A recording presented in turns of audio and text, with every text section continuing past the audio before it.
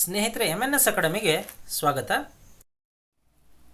ಸ್ನೇಹಿತರೆ, ಇದೇ ಮೊದಲನೇ ಸಾರಿ ನೀವು ನಮ್ಮ ಚಾನಲ್ಗೆ ಭೇಟಿ ನೀಡ್ತಾ ಇದ್ದರೆ ನಮ್ಮ ಚಾನಲನ್ನು ಸಬ್ಸ್ಕ್ರೈಬ್ ಆಗಿ, ಹಾಗೆ ಪಕ್ಕದಲ್ಲಿರ್ತಕ್ಕಂಥ ಬೆಲ್ ಬಟನನ್ನು ಕ್ಲಿಕ್ ಮಾಡಿದ್ರೆ ನಾವು ಮಾಡ್ತಕ್ಕಂಥ ಎಲ್ಲ ಹೊಸ ವಿಡಿಯೋಗಳ ನೋಟಿಫಿಕೇಷನ್ ನಿಮಗೆ ತಲುಪತ್ತೆ. ಹಾಗೆ ನಮ್ಮ ಚಾನಲ್ನ ಪ್ಲೇಲಿಸ್ಟ್ನಲ್ಲಿ ಹಲವಾರು ವಿಡಿಯೋಗಳಿದೆ, ಆ ವಿಡಿಯೋಗಳನ್ನೆಲ್ಲ ನೀವು ನೋಡಿ ಅಂತ ಹೇಳ್ತಾ ನಮಸ್ಕಾರ. ದಿನಾಂಕ 27/3/2022 ಹಾಗೂ 28/3/2022 ಪ್ರಚಲಿತ ಘಟನೆಗಳಿಗೆ ಸಂಬಂಧಪಟ್ಟಿರುವಂತಹ ಎಪಿಸೋಡ್ಗೆ ಸ್ವಾಗತ, ಸುಸ್ವಾಗತ. ಈ ಒಂದು ಎಪಿಸೋಡ್ ಅನ್ನು ಸಂಪೂರ್ಣವಾಗಿ ನೋಡಿ. ಇಷ್ಟವಾದಲ್ಲಿ ಲೈಕ್ ಮಾಡಿ, ಶೇರ್ ಮಾಡಿ, ಕಮೆಂಟ್ ಮಾಡಿ. ಇಲ್ಲಿ ಕೊಟ್ಟಿರುವಂತಹ ಪ್ರತಿಯೊಂದು ಪ್ರಶ್ನೆಗೂ ಕೂಡ ಅದರದ್ದೇ ಆಗಿರುವಂತಹ ಹಲವಾರು ವಿವರಣಾತ್ಮಕ ಅಂಶಗಳನ್ನು ನೀಡಲಾಗಿದೆ. ಕಾರಣ ಇಷ್ಟೇ, ಮುಂಬರುವಂತಹ ಯಾವುದೇ ಸ್ಪರ್ಧಾತ್ಮಕ ಪರೀಕ್ಷೆಗಳಲ್ಲಿ ಆ ವಿವರಣೆಗಳ ಮೇಲೂ ಕೂಡ ಪ್ರಶ್ನೆ ಕೇಳುವಂತಹ ಸಾಧ್ಯತೆ ಇರುತ್ತೆ. ಅದೇ ರೀತಿ ಈ ಎಪಿಸೋಡ್ನ ಕೊನೆಗೆ 2 ಪ್ರಶ್ನೆಗಳನ್ನು ಕೊಟ್ಟಿರ್ತೀವಿ. ಸಂಪೂರ್ಣವಾಗಿ ಈ ವಿಡಿಯೋ ನೋಡಿದರೆ ಆ 2 ಪ್ರಶ್ನೆಗಳಿಗೂ ಕೂಡ ನೀವು ಸರಿಯಾದ ಉತ್ತರವನ್ನು ಕೊಡ್ತೀರಾ. ನಿಮ್ಮ ಸರಿ ಉತ್ತರದ ನಿರೀಕ್ಷೆಯಲ್ಲಿ ಕಾರ್ಯಕ್ರಮವನ್ನು ಪ್ರಾರಂಭ ಮಾಡ್ತಾ ಇದ್ದೀವಿ. All the best. UNCTADನ ಇತ್ತೀಚಿನ ಭವಿಷ್ಯವಾಣಿಯ ಪ್ರಕಾರ 2022ರ ಭಾರತೀಯ ಆರ್ಥಿಕತೆಯ ಯೋಜಿತ GDP ಬೆಳವಣಿಗೆಯ ದರ ಎಷ್ಟು? 4.6%. UN conference on trade and development UNCTAD ನಡೆಯುತ್ತಿರುವ ಉಕ್ರೇನ್ ರಷ್ಯಾ ಸಂಘರ್ಷದಿಂದಾಗಿ 2022ಕ್ಕೆ ಭಾರತದ ಆರ್ಥಿಕ ಬೆಳವಣಿಗೆಯ ದರವನ್ನು ಶೇಕಡಾ 4.6ಕ್ಕೆ ನಿಗದಿಪಡಿಸಿದೆ. ಮೊದಲು ಈ ದರವನ್ನು 6.7% ಎಂದು ನಿರೀಕ್ಷಿಸಲಾಗಿತ್ತು. UNCTAD 2022ರ ಜಾಗತಿಕ ಆರ್ಥಿಕ ಬೆಳವಣಿಗೆಯನ್ನು 2.6% ಎಂದು ಅಂದಾಜಿಸಿದೆ. ಮೊದಲು ಈ ದರವು 3.6% ಎಂದು ಅಂದಾಜಿಸಲಾಗಿತ್ತು. 3 is the right answer. Reserve bank innovation hub RBIH ಅನ್ನು ಇತ್ತೀಚೆಗೆ RBI ಗವರ್ನರ್ ಅವರು ಯಾವ ನಗರದಲ್ಲಿ ಉದ್ಘಾಟಿಸಿದ್ದಾರೆ ಮತ್ತು RBIHಗೆ ಆರಂಭಿಕ ಬಂಡವಾಳ ಕೊಡುಗೆ ಏನು? ಬೆಂಗಳೂರು 100 ಕೋಟಿ ರೂಪಾಯಿಗಳು. RBI ಗವರ್ನರ್ ಶ್ರೀ ಶಕ್ತಿಕಾಂತ್ ದಾಸ್ ಅವರು ಮಾರ್ಚ್ 24, 2022ರಂದು ಕರ್ನಾಟಕದ ಬೆಂಗಳೂರಿನಲ್ಲಿ reserve bank innovation hub RBIH ಅನ್ನು ಉದ್ಘಾಟಿಸಿದರು.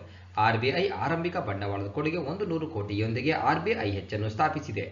RBIHನ ಉದ್ದೇಶವು ಸಾಂಸ್ಥಿಕ ಸೆಟಪ್ ಮೂಲಕ ಸಮರ್ಥನೀಯ ರೀತಿಯಲ್ಲಿ ಆರ್ಥಿಕ ನಾವೀನ್ಯತೆಗಳನ್ನು ಪ್ರೋತ್ಸಾಹಿಸುವುದು ಮತ್ತು ಪೋಷಿಸುವುದು.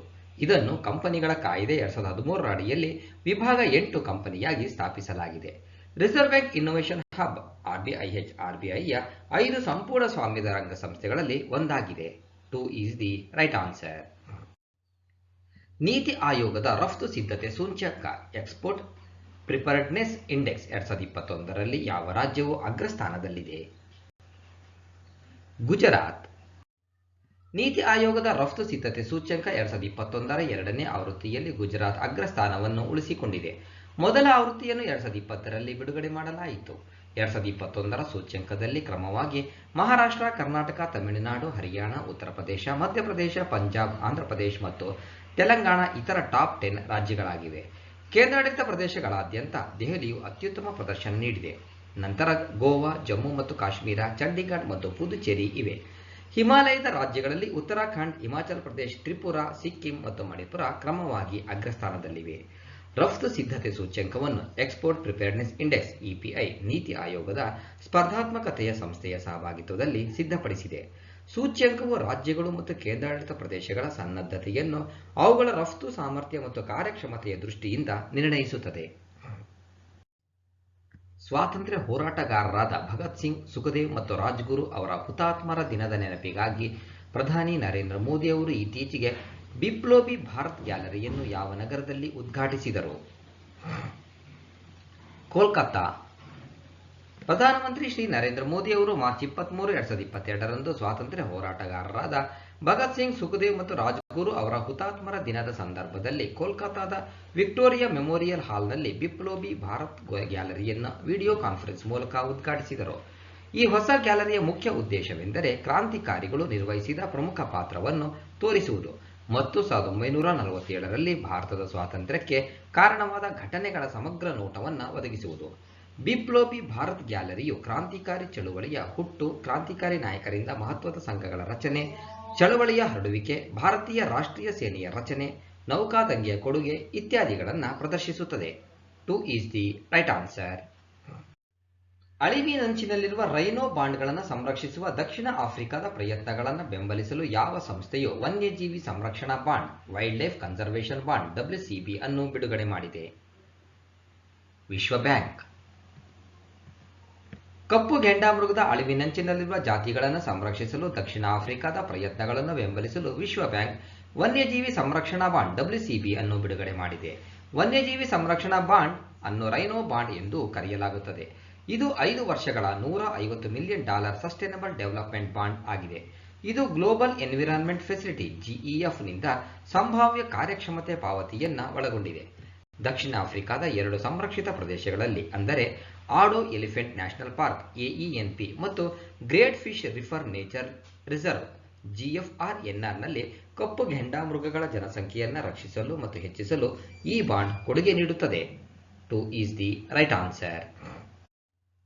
ಸೆಂಟ್ರಲ್ ಬ್ಯಾಂಕಿಂಗ್ ಅವಾರ್ಡ್ಸ್ನಲ್ಲಿ 2022ರ ಗವರ್ನರ್ ಆಫ್ ದ ಇಯರ್ ಪ್ರಶಸ್ತಿಯನ್ನು ಪಡೆದಿರುವ ಮಾರಿಯೋ ಮಾರ್ಸೆಲ್ ಅವರು ಯಾವ ದೇಶದ ಸೆಂಟ್ರಲ್ ಬ್ಯಾಂಕ್ನ ಗವರ್ನರ್ ಆಗಿದ್ದಾರೆ? ಚಿಲಿ. ಸೆಂಟ್ರಲ್ ಬ್ಯಾಂಕ್ ಆಫ್ ಚಿಲಿಯ ಗವರ್ನರ್ ಮಾರಿಯೋ ಮಾರ್ಸೆಲ್ ಅವರು ಸೆಂಟ್ರಲ್ ಬ್ಯಾಂಕಿಂಗ್ ಅವಾರ್ಡ್ಸ್ 2022ರಲ್ಲಿ ವರ್ಷದ ಗವರ್ನರ್ ಪ್ರಶಸ್ತಿಯನ್ನು ಗೆದ್ದಿದ್ದಾರೆ. ಬ್ಯಾಂಕೋ ಸೆಂಟ್ರಲ್ ಡಿ ಚಿಲಿ ಎಂಬುದು ಚಿಲಿಯ ಕೇಂದ್ರ ಬ್ಯಾಂಕ್ನ ಹೆಸರು. 1 is the right answer. 2022-23ರಲ್ಲಿ ಮೂಲಸೌಕರ್ಯ ವಲಯಕ್ಕೆ ಸಾಲ ಮಂಜೂರು ಮಾಡಲು national bank for financial infrastructure and development NABFIDಗೆ ಸರ್ಕಾರವು ಎಷ್ಟು ಮೊತ್ತವನ್ನು ಗುರಿಯಾಗಿ ನಿಗದಿಪಡಿಸಿದೆ? 1 ಟ್ರಿಲಿಯನ್ ರೂಪಾಯಿಗಳು. ಮುಂದಿನ ಹಣಕಾಸು ವರ್ಷದಲ್ಲಿ ಅಂದರೆ 2022-23ರಲ್ಲಿ ಮೂಲಸೌಕರ್ಯ ವಲಯಕ್ಕೆ ಸಾಲ ಮಂಜೂರು ಮಾಡಲು ಕೇಂದ್ರ ಸರ್ಕಾರವು ರಾಷ್ಟ್ರೀಯ ಬ್ಯಾಂಕ್ ಫಾರ್ ಫೈನಾನ್ಷಿಯಲ್ ಇನ್ಫ್ರಾಸ್ಟ್ರಕ್ಚರ್ ಮತ್ತು ಡೆವಲಪ್ಮೆಂಟ್ಗೆ ಸುಮಾರು 1 ಟ್ರಿಲಿಯನ್ ರೂಪಾಯಿಗಳ ಗುರಿಯನ್ನು ನಿಗದಿಪಡಿಸಿದೆ. NABFID ಸರ್ಕಾರಿ ಬೆಂಬಲಿತ ಅಭಿವೃದ್ಧಿ ಹಣಕಾಸು ಸಂಸ್ಥೆ DFI ಮತ್ತು ಇದು 2022-23ರ ಮೊದಲ ತ್ರೈಮಾಸಿಕದಲ್ಲಿ ಕಾರ್ಯಾಚರಣೆಯನ್ನು ಪ್ರಾರಂಭಿಸುತ್ತದೆ. KV ಕಾಮತ್ ಅವರು NABFIDನ ಈಗಿನ ಅಧ್ಯಕ್ಷರಾಗಿದ್ದಾರೆ. 3 is the right answer. ಇತ್ತೀಚೆಗೆ ನಿಧನರಾದ ರಮೇಶ್ ಚಂದ್ರ ಲಹೋಟಿ ಅವರು ಭಾರತದ ಯಾವ ಹುದ್ದೆಯಲ್ಲಿದ್ದರು? ಭಾರತದ ಮುಖ್ಯ ನ್ಯಾಯಮೂರ್ತಿ. ಭಾರತದ ಮಾಜಿ ಮುಖ್ಯ ನ್ಯಾಯಮೂರ್ತಿ ರಮೇಶ್ ಚಂದ್ರ ಲಹೋಟಿ ಅವರು 81ನೇ ವಯಸ್ಸಿನಲ್ಲಿ ನಿಧನರಾದರು. ನ್ಯಾಯಮೂರ್ತಿ ಲಹೋಟಿ ಅವರನ್ನು ಜೂನ್ 1, 2004ರಂದು ಭಾರತದ 35ನೇ ಮುಖ್ಯ ನ್ಯಾಯಮೂರ್ತಿಯಾಗಿ ನೇಮಿಸಲಾಯಿತು. ಅವರು November 1, 2005ರಂದು ನಿವೃತ್ತರಾದರು. 2 is the right answer.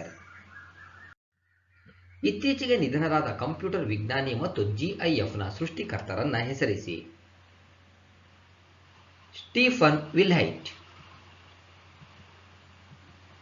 COVID-19 ಸಂಬಂಧಿತ ಸಮಸ್ಯೆಗಳಿಂದಾಗಿ ಗ್ರಾಫಿಕ್ಸ್ ಇಂಟರ್ಚೇಂಜ್ ಫಾರ್ಮ್ಯಾಟ್ GIF ಫಾರ್ಮ್ಯಾಟ್ನ ಸೃಷ್ಟಿಕರ್ತ ಸ್ಟೀಫನ್ ವಿಲ್ಹೈಟ್ ಅವರು 74ನೇ ವಯಸ್ಸಿನಲ್ಲಿ ನಿಧನರಾದರು.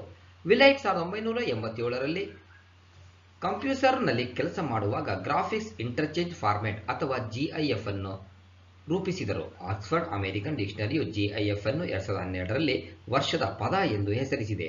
ಅವರಿಗೆ 2013ರಲ್ಲಿ ವೆಬ್ಬಿ ಲೈಫ್ ಟೈಮ್ ಅಚೀವ್ಮೆಂಟ್ ಅವಾರ್ಡ್ ಅನ್ನು ನೀಡಿ ಗೌರವಿಸಲಾಯಿತು. 1 is the right answer. ಭೂಮಿಯ ಅವರ್ ದಿನ ದ ಅರ್ತ್ ಅವರ್ ಡೇ ಅನ್ನು ಪ್ರತಿ ವರ್ಷ ಯಾವ ದಿನದಂದು ಗುರುತಿಸಲಾಗುತ್ತದೆ? ಮಾರ್ಚ್ ಕೊನೆಯ ಶನಿವಾರ. ಪ್ರತಿ ವರ್ಷ ಹವಾಮಾನ ಬದಲಾವಣೆಯ ವಿರುದ್ಧದ ಹೋರಾಟ ಮತ್ತು ಉತ್ತಮ ಗ್ರಹದ ಕಡೆಗೆ ಬದ್ಧತೆಯನ್ನು ತೋರಿಸಲು ಮಾರ್ಚ್ ತಿಂಗಳ ಕೊನೆಯ ಶನಿವಾರದಂದು ವಿಶ್ವದಾದ್ಯಂತ ಭೂಮಿಯ ಅವರನ್ನು ಆಚರಿಸಲಾಗುತ್ತದೆ. ಅರ್ತ್ ಅವರ್ 2022ನ್ನು ಮಾರ್ಚ್ 26, 2022ರಂದು ಗುರುತಿಸಲಾಗುತ್ತಿದೆ. ಅರ್ತ್ ಅವರ್ 2022ರ ಥೀಮ್ ನಮ್ಮ ಭವಿಷ್ಯವನ್ನು ರೂಪಿಸಿ ಶೇಪ್ ಅವರ್ ಫ್ಯೂಚರ್ ಮೇಲೆ ಕೇಂದ್ರೀಕರಿಸುತ್ತದೆ. ದಿನವು world wide fund for nature WWF ಆಯೋಜಿಸಿದ ವಿಶ್ವಾದ್ಯಂತ ಆಂದೋಲನವಾಗಿದೆ. ಇದು ವ್ಯಕ್ತಿಗಳು, ಸಮುದಾಯಗಳು, ಕಾರ್ಪೊರೇಟ್ಗಳು ಮತ್ತು ಮನೆಗಳನ್ನು ರಾತ್ರಿ 8:30ರಿಂದ 9:30ರವರೆಗೆ 1 ಗಂಟೆ ಕಾಲ ತಮ್ಮ ದೀಪಗಳನ್ನು ಆಫ್ ಮಾಡಲು ಪ್ರೋತ್ಸಾಹಿಸುತ್ತದೆ. ಶಕ್ತಿಯ ಬಳಕೆ ಮತ್ತು ಪರಿಸರದ ಮೇಲಿನ ಪರಿಣಾಮಗಳ ಬಗ್ಗೆ ಅರಿವು ಮೂಡಿಸಲು ಇದನ್ನು 2007ರಲ್ಲಿ ಆಸ್ಟ್ರೇಲಿಯಾದ ಸಿಡ್ನಿಯಲ್ಲಿ ಲೈಟ್ಸ್ ಆಫ್ ಕಾರ್ಯಕ್ರಮವಾಗಿ ಪ್ರಾರಂಭಿಸಲಾಯಿತು. 2 is the right answer.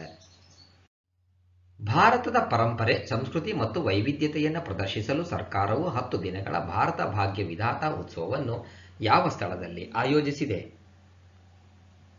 ಕೆಂಪುಕೋಟೆ. ಕೇಂದ್ರ ಮಹಿಳಾ ಮತ್ತು ಮಕ್ಕಳ ಅಭಿವೃದ್ಧಿ ಸಚಿವೆ ಸ್ಮೃತಿ ಇರಾನಿ ಅವರು ಮಾರ್ಚ್ 25, 2022ರಂದು ದೆಹಲಿಯ ಕೆಂಪುಕೋಟೆಯಲ್ಲಿ 10 ದಿನಗಳ ಬೃಹತ್ ಕೆಂಪುಕೋಟೆ ಉತ್ಸವ ಭಾರತ್ ಭಾಗ್ಯ ವಿಧಾತವನ್ನು ಉದ್ಘಾಟಿಸಿದರು. ಆಜಾದಿ ಕಾ ಅಮೃತ್ ಮಹೋತ್ಸವದ ಅಂಗವಾಗಿ ಕೇಂದ್ರ ಸಂಸ್ಕೃತಿ ಸಚಿವಾಲಯವು ಕೆಂಪುಕೋಟೆ ಉತ್ಸವವನ್ನು ಆಯೋಜಿಸಿದೆ. ದಾಲ್ಮಿಯಾ ಭಾರತ್ ಗ್ರೂಪ್ ಡಿಬಿಜಿ ತನ್ನ ಸ್ಮಾರಕ ಮಿತ್ರವಾಗಿ ಕೆಂಪು ಕೋಟೆಯನ್ನು ಅಳವಡಿಸಿಕೊಂಡಿರುವುದರಿಂದ ಈವೆಂಟ್ ಅನ್ನು ಆಯೋಜಿಸಲು ಸಚಿವಾಲಯವು ದಾಲ್ಮಿಯಾ ಭಾರತ್ ಗ್ರೂಪ್ ಡಿಬಿಜಿಯೊಂದಿಗೆ ಸಹಕರಿಸಿದೆ. ಈ ಹಬ್ಬವು ಭಾರತದ ಪ್ರತಿಯೊಂದು ಭಾಗದ ಪರಂಪರೆ, ಸಂಸ್ಕೃತಿ ಮತ್ತು ವೈವಿಧ್ಯತೆಯನ್ನು ಸ್ಮರಿಸುತ್ತದೆ. 4 ಈಸ್ ದಿ ರೈಟ್ ಆನ್ಸರ್. 2022ರಲ್ಲಿ ವಾರ್ಷಿಕವಾಗಿ ರಾಷ್ಟ್ರೀಯ ಡಾಲ್ಫಿನ್ ದಿನ ಎಂದು ಗುರುತಿಸಲು ಭಾರತ ಸರ್ಕಾರವು ಯಾವ ದಿನವನ್ನು ಗೊತ್ತುಪಡಿಸಿದೆ? 5 ಅಕ್ಟೋಬರ್.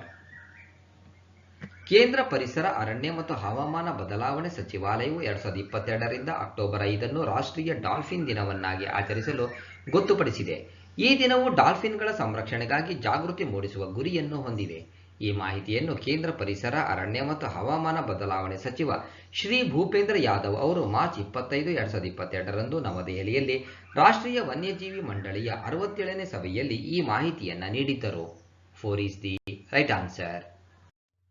ಬಂಧಿತ ಮತ್ತು ಕಾಣೆಯಾದ ಸಿಬ್ಬಂದಿ ಸದಸ್ಯರೊಂದಿಗೆ ಯಾವ ದಿನವನ್ನು ಅಂತಾರಾಷ್ಟ್ರೀಯ ಐಕ್ಯತೆಯ ದಿನವನ್ನಾಗಿ ಆಚರಿಸಬೇಕೆಂದು ವಿಶ್ವಸಂಸ್ಥೆಯು ಗೊತ್ತುಪಡಿಸಿದೆ? ಮಾರ್ಚ್ 25. ವಿಶ್ವಸಂಸ್ಥೆಯು ಪ್ರತಿ ವರ್ಷ ಮಾರ್ಚ್ 25ರಂದು ಬಂಧನಕ್ಕೊಳಗಾದ ಮತ್ತು ಕಾಣೆಯಾದ ಸಿಬ್ಬಂದಿ ಸದಸ್ಯರೊಂದಿಗೆ ಐಕಮತ್ಯದ ಅಂತಾರಾಷ್ಟ್ರೀಯ ದಿನವನ್ನು ಆಚರಿಸುತ್ತದೆ. ಯುಎನ್ ಕಾರ್ಯವನ್ನು ಸಜ್ಜುಗೊಳಿಸಲು, ನ್ಯಾಯವನ್ನು ಕೋರಲು ಮತ್ತು ಯುಎನ್ ಸಿಬ್ಬಂದಿ ಮತ್ತು ಶಾಂತಿ ಪಾಲಕರನ್ನು ರಕ್ಷಿಸಲು ತನ್ನ ಸಂಕಲ್ಪವನ್ನು ಬಲಪಡಿಸಲು ದಿನವನ್ನು ಆಚರಿಸುತ್ತದೆ. ಜೊತೆಗೆ ಸರ್ಕಾರೇತರ ಸಮುದಾಯ ಮತ್ತು ಪತ್ರಿಕಾ ಸಹೋದ್ಯೋಗಿಗಳನ್ನು ರಕ್ಷಿಸುತ್ತದೆ. ಶಸ್ತ್ರಸಜ್ಜಿತ ಬಂದೂಕುಧಾರಿಯಿಂದ 1985ರಲ್ಲಿ ಅಲೆಕ್ ಕೊಲೆಟ್ನ ಅಪಹರಣದ ವಾರ್ಷಿಕೋತ್ಸವವನ್ನು ಈ ದಿನ ಸ್ಮರಿಸುತ್ತದೆ. ಅವರು ಪ್ಯಾಲೆಸ್ಟೈನ್ ನಿರಾಶ್ರಿತರಿಗಾಗಿ ಯುನೈಟೆಡ್ ನೇಷನ್ಸ್ ರಿಲೀಫ್ ಮತ್ತು ವರ್ಕ್ಸ್ ಏಜೆನ್ಸಿ UNRWAಗಾಗಿ ಕೆಲಸ ಮಾಡುತ್ತಿದ್ದ ಮಾಜಿ ಪತ್ರಕರ್ತರಾಗಿದ್ದರು. ಅವರ ದೇಹವು 2009ರಲ್ಲಿ ಲೆಬನಾನ್ನ ಬೆಕಾ ಕಣಿವೆಯಲ್ಲಿ ಪತ್ತೆಯಾಗಿತ್ತು. 3 ಈಸ್ ದಿ ರೈಟ್ ಆನ್ಸರ್. ಯಾವ ದಿನವನ್ನು ಗುಲಾಮಗಿರಿ ಮತ್ತು ಅಟ್ಲಾಂಟಿಕ್ ಗುಲಾಮ ವ್ಯಾಪಾರದ ಬಲಿಪಶುಗಳ ನೆನಪಿನ ಅಂತಾರಾಷ್ಟ್ರೀಯ ದಿನವೆಂದು ಗುರುತಿಸಲಾಗಿದೆ? ಮಾರ್ಚ್ 25. Remember slavery. ಜನಾಂಗೀಯತೆ ಮತ್ತು ಪೂರ್ವಾಗ್ರಹದ ಅಪಾಯಗಳ ಬಗ್ಗೆ ಜಾಗೃತಿ ಮೂಡಿಸಲು ಪ್ರತಿ ವರ್ಷ ಮಾರ್ಚ್ 25ರಂದು ಗುಲಾಮಗಿರಿ ಮತ್ತು ಅಟ್ಲಾಂಟಿಕ್ ಗುಲಾಮ ವ್ಯಾಪಾರದ ಬಲಿಪಶುಗಳ ಅಂತಾರಾಷ್ಟ್ರೀಯ ದಿನವನ್ನು ಗುರುತಿಸಲಾಗುತ್ತದೆ. 2022ರ theme stories of courage, resistance to slavery and unity against racism. ವಿಶ್ವಸಂಸ್ಥೆಯು 2007ರಲ್ಲಿ ಅಂತಾರಾಷ್ಟ್ರೀಯ ಆಚರಣೆಗಾಗಿ ಈ ದಿನವನ್ನು ಗೊತ್ತುಪಡಿಸಿತು. ಕ್ರೂರ ಗುಲಾಮಗಿರಿ ವ್ಯವಸ್ಥೆಯಿಂದ ಬಳಲುತ್ತಿರುವ ಮತ್ತು ಇದರಿಂದ ಸತ್ತವರನ್ನು ನೆನಪಿಸಿಕೊಳ್ಳಲು 2008ರಲ್ಲಿ ಇದನ್ನು ಮೊದಲು ಆಚರಿಸಲಾಯಿತು. 3 ಈಸ್ ದಿ ರೈಟ್ ಆನ್ಸರ್. ಕಡಲಾಚೆಯ ಭದ್ರತಾ ವ್ಯಾಯಾಮ ಪ್ರಸ್ಥಾನವನ್ನು ಭಾರತೀಯ ನೌಕಾಪಡೆಯ ಯಾವ ಘಟಕವು ಆಯೋಜಿಸಿದೆ? ಪಶ್ಚಿಮ ನೌಕಾ ಕಮಾಂಡ್. ಭಾರತೀಯ ನೌಕಾಪಡೆಯ ವೆಸ್ಟರ್ನ್ ನೇವಲ್ ಕಮಾಂಡ್ ಮಾರ್ಚ್ 23, 2022ರಂದು ಮುಂಬೈನ ಆಫ್ಶೋರ್ ಡೆವಲಪ್ಮೆಂಟ್ ಏರಿಯಾ ODA ಪ್ರಸ್ಥಾನ ಎಂಬ ಕಡಲಾಚೆಯ ಭದ್ರತಾ ವ್ಯಾಯಾಮವನ್ನು ಆಯೋಜಿಸಿದೆ.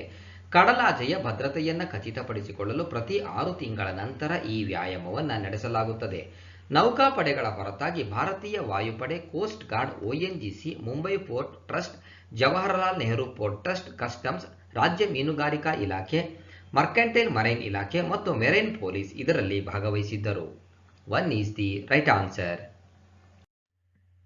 2023ರವರೆಗೆ 1 ವರ್ಷದ ಅವಧಿಗೆ ವಿಸ್ತರಿಸಲಾದ ನ್ಯಾಟೋನ ಪ್ರಧಾನ ಕಾರ್ಯದರ್ಶಿಯನ್ನ ಹೆಸರಿಸಿ? Jens Stoltenberg. ಉತ್ತರ Atlantic treaty organisation that is NATO ತನ್ನ ಕಾರ್ಯದರ್ಶಿ ಜನರಲ್ ಜೆನ್ಸ್ ಸ್ಟೋಲ್ಟೆನ್ಬರ್ಗ್ ಅವರ ಅಧಿಕಾರಾವಧಿಯನ್ನು ಸೆಪ್ಟೆಂಬರ್ 30, 2023ರವರೆಗೆ 1 ವರ್ಷದವರೆಗೆ ವಿಸ್ತರಿಸಲು ಅನುಮೋದಿಸಿದೆ. ಸ್ಟೋಲ್ಟೆನ್ಬರ್ಗ್ ಅವರನ್ನು ಅಕ್ಟೋಬರ್ 2014ರಲ್ಲಿ ನ್ಯಾಟೋ ಪ್ರಧಾನ ಕಾರ್ಯದರ್ಶಿಯಾಗಿ ನೇಮಿಸಲಾಯಿತು. ಅವರ ಅವಧಿ ಸೆಪ್ಟೆಂಬರ್ 2022ರಲ್ಲಿ ಮುಕ್ತಾಯಗೊಳ್ಳಬೇಕಿತ್ತು. ಸ್ಟೋಲ್ಟೆನ್ಬರ್ಗ್ ನಾರ್ವೆಯ ಮಾಜಿ ಪ್ರಧಾನಿ ಆಗಿದ್ದಾರೆ. North Atlantic treaty Organisation North Atlantic Alliance ಎಂದು ಕರೆಯುತ್ತಾರೆ. ಇದು 28 ಯುರೋಪಿಯನ್ ದೇಶಗಳು ಮತ್ತು 2 ಉತ್ತರ ಅಮೆರಿಕದ ದೇಶಗಳ ನಡುವಿನ ಅಂತರ ಸರ್ಕಾರಿ ಮಿಲಿಟರಿ ಮೈತ್ರಿಯಾಗಿದೆ. ವಿಶ್ವ ಸಮರ 2ರ ನಂತರ ಸ್ಥಾಪಿತವಾದ ಸಂಸ್ಥೆಯು 4 ಏಪ್ರಿಲ್ 1949ರಂದು ಸಹಿ ಮಾಡಿದ ಉತ್ತರ ಅಟ್ಲಾಂಟಿಕ್ ಒಪ್ಪಂದವನ್ನು ಕಾರ್ಯಗತಗೊಳಿಸುತ್ತದೆ. ನ್ಯಾಟೋದ ಪ್ರಧಾನ ಕಚೇರಿ Brussels, Belgium. 3 is the right answer. ರಸಪ್ರಶ್ನೆ ಪ್ರಶ್ನೆ 1. RBIನ ಈಗಿನ ಗವರ್ನರ್ ಯಾರು? RBIನ ಈಗಿನ ಗವರ್ನರ್ ಯಾರು? ಎರಡನೇ ಪ್ರಶ್ನೆ, ನೀತಿ ಆಯೋಗದ ರಫ್ತು ಸಿದ್ಧತೆ ಸೂಚ್ಯಂಕ ಎಕ್ಸ್ಪೋರ್ಟ್ ಪ್ರಿಪೇರ್ಡ್ನೆಸ್ ಇಂಡೆಕ್ಸ್ 2021ರಲ್ಲಿ ಯಾವ ರಾಜ್ಯವು 2ನೇ ಸ್ಥಾನದಲ್ಲಿದೆ? ನೀತಿ ಆಯೋಗದ ರಫ್ತು ಸಿದ್ಧತೆ ಸೂಚ್ಯಂಕ 2021ರಲ್ಲಿ ಯಾವ ರಾಜ್ಯವು 2ನೇ ಸ್ಥಾನದಲ್ಲಿದೆ? ಈ ಎರಡೂ ಪ್ರಶ್ನೆಗಳಿಗೂ ಕೂಡ ನೀವು ಸರಿಯಾದ ಉತ್ತರವನ್ನು ಕೊಡ್ತೀರಾ ಎಂಬಂತ ನಿರೀಕ್ಷೆಯಲ್ಲಿ ಇವತ್ತಿನ ಒಂದು ಎಪಿಸೋಡನ್ನು ಮುಗಿಸ್ತಾ ಇದ್ದೀನಿ. All the best. Thank you.